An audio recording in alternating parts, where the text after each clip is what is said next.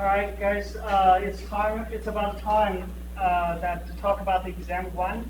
We just finished logics, and in the exam one, it's purely based on logics, which we just finished. If you are thinking about the range of the exam, you probably need to prepare all the questions from assignment one to assignment four. If you feel like you understand every single question, then I think you are well prepared. Because the exam one, it's under the weekly units. Uh, Under weekly units, and then you're gonna see exams. Right now, you probably don't see it. I'm gonna edit that with you for the settings. So this is all questions are actually true false ones, and then you are allowed to have a scratch paper and also a cheat sheet and a coin. Why we need a coin? Why we need a coin? Because all the questions are true false, right? Just in case you don't know, you can define true as like heads, and tails as like false. Then you flip one, at least you have 50% chance to get it correct. Is that right? Does that make sense? So don't leave it blank. Don't leave it blank. I want you to have a great grades too. And no peers, no friends. Actually, you even can actually use the book, use your assignments. I don't mind at all. And you're supposed to have those, right? Because all our assignments are actually soft copy. And so I'm gonna make it available to students right now, and so you are only allowed to have one attempt.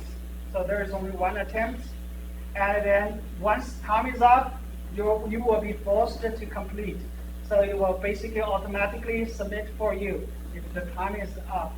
And the time ideally is supposed to be 50 minutes. It's basically one class time, but again, I guarantee you, you don't need that much time. I see a lot of people in the past, they submit their exams like in just less than 10 minutes. Because all of those questions, when you see those, you will find it. I got it, I know how to do it. And that will be for the exam time. I want to make it a little bit more to you. Suppose I make it today open, and I give you a full week to do it. Anytime, especially I include the weekends. So if some of you need to take time, let's say you are working, you have a part-time job or full-time job, you have the weekends to cover the exams, okay? So I give you a week. So I'm going to edit this as 21. And it's going to be 9 today, 22nd, and it should be available from now to 29. How is that? 29, end of day. That's end of day, 11, 59 p.m. Yes. Did you use any sort of online proctoring software or? I'll tell you in a second. Because this video is about not only about exam details, but also about the questions I will show you. So once you submit it, you're going to see all the correct answers and what you submitted, okay? And all the questions will be submitted at once, okay? I will randomize the questions, okay? So that's the settings. So you probably already see the exam. Don't click yet, because if you click it, it started clicking you, right? It started timing you.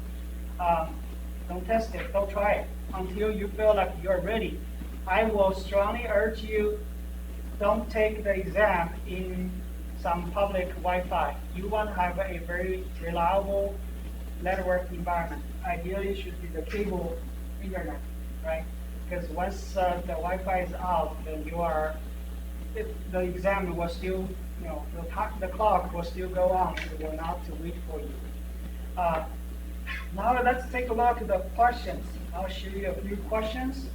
For example, you will notice that every single question is actually from the assignments. For example, the very first one, do not pass go is the position.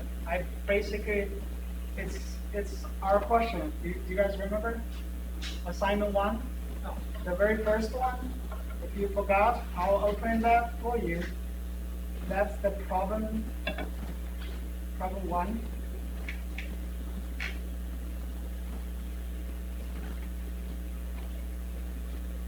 Look, that's the very first question.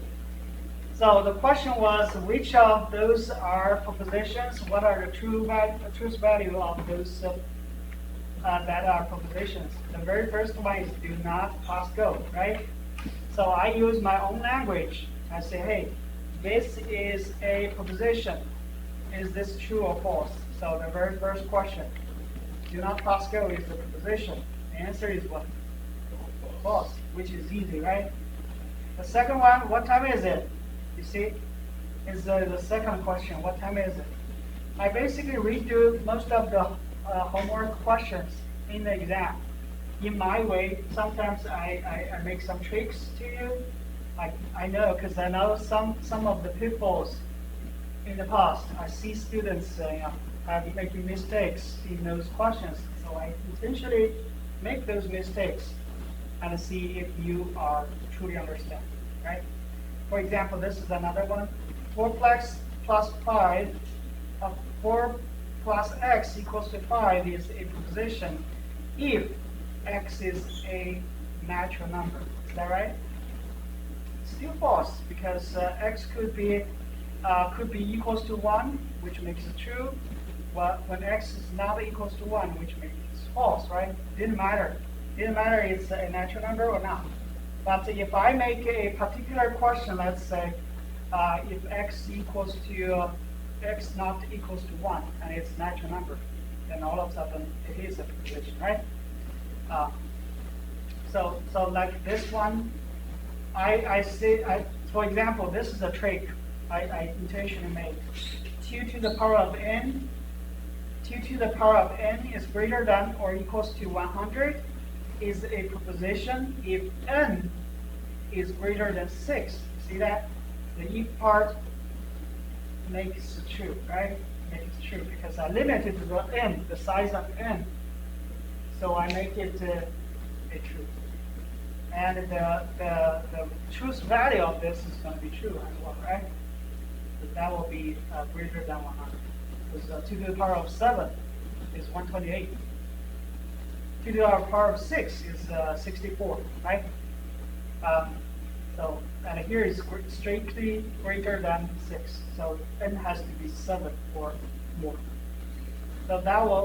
So this is a typical pitfall that I make because I know some students were struggling in this problem. And there are some other questions. I can't show you every single question. Otherwise, there's no point, right, to have you to study the material.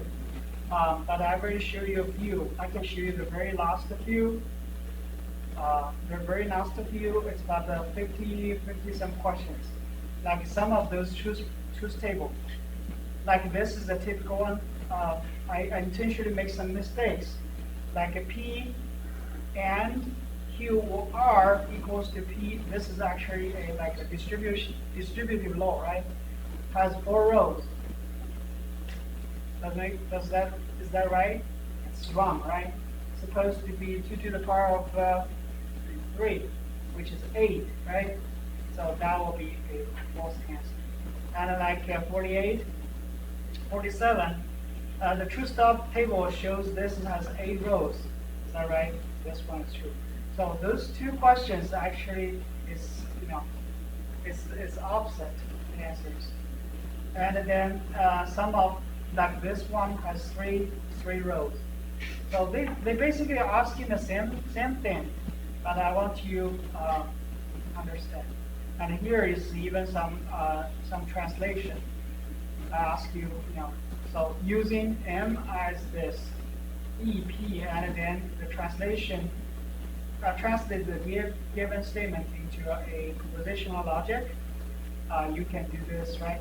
And then the answer is this: it's true or false. I do this kind of questions. So you Google it, you're not going to find the answers, right? You're not going to find the answers. You have to understand it. So that's about the exams. Any questions?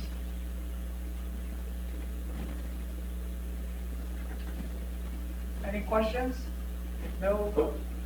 Yes? Frank? I'm good. Okay. All right, that will be it. I just recorded this one. If you, some of the students who are not here, if you want to watch it again, feel free.